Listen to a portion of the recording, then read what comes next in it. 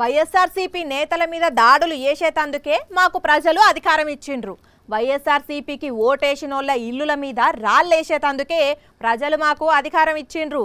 వైఎస్ఆర్సీపీకి ఎవ్వరు సపోర్ట్ చేసిండ్రో వాళ్ళ తలలు కర్రలతోని వగలగొట్టేతందుకే, వాళ్ళ ఇల్లులు ఊలగొట్టేతందుకే మాకు అధికారం ఇచ్చిండ్రు అన్నట్టు చేస్తున్నారు కొందరు టీడీపీ లీడర్లు.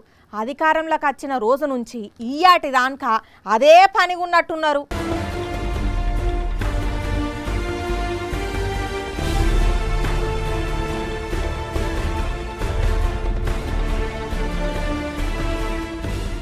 టీడీపోళ్ళు గూండా రాజకీయాలు చేస్తున్నారని చెప్పి ఇంగో ఈ అన్న ఏకంగా గుండె కొట్టించుకున్నాడు. మరి టీడీపీలా ఈయన ఎవలి బాధితుడు అంటే బోండా ఉమా బాధితుడట. మరి ఈయన బాధ ఏందో మనం చెప్పుడు కంటే ఈయన చెప్తేనే బాగుంటది. చెప్పన్నా, ఏంది బోండా ఉమకు నీకు పంచాది? 2024లో బోండా ఉమేశ్వర గారికి పని చేయలేదని చెప్పేసి ఈ బిల్డింగ్ పడగొట్టడం జరిగింది.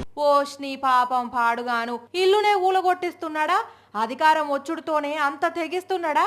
అయినా ఆఫీసర్లు అట్లెట్లా ఊలగొడతారు? మరి బోండా ఉమేశ్వర గారు పగలగొట్టమంటున్నారు. నువ్వు నీ భార్య వెళ్ళి కాళ్ళు పట్టుకుంటే ఆపుతాడు. నేను వెళ్ళనని చెప్పా. అవ్వా, వాళ్ళకైనా ఉండాలి కొంచెం.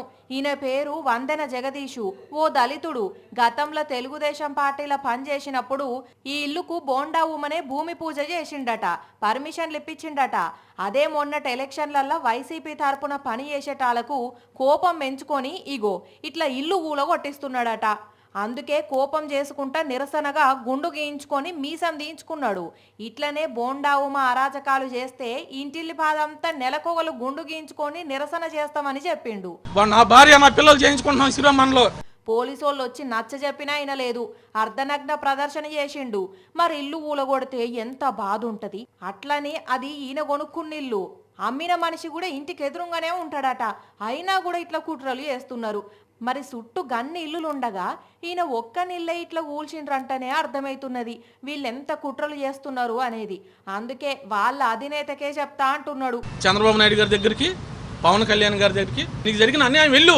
చూద్దాం మరి, చంద్రాలు పవనాలు సార్లు ఈ దాడుల మీద మాట్లాడుతారా, లేదంటే చూసుకుంటే చెయ్యని మంచిగా చేస్తున్నారు అన్నట్టే ఉంటారో.